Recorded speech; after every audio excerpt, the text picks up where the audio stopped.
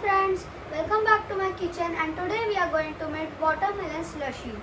So let's start. These are the ingredients we need.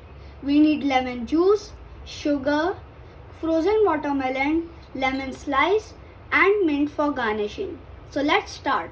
So first we'll take our frozen watermelon and put it in a jar.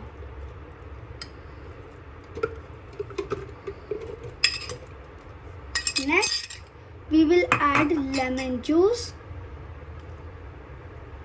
sugar as per taste, and we are going to blend it.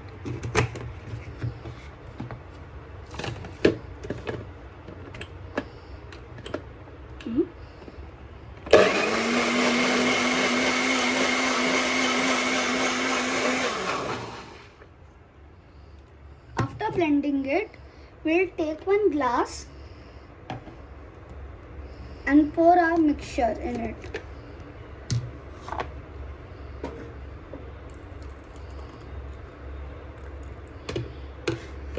Now we'll garnish it with lemon slice and some mint leaves.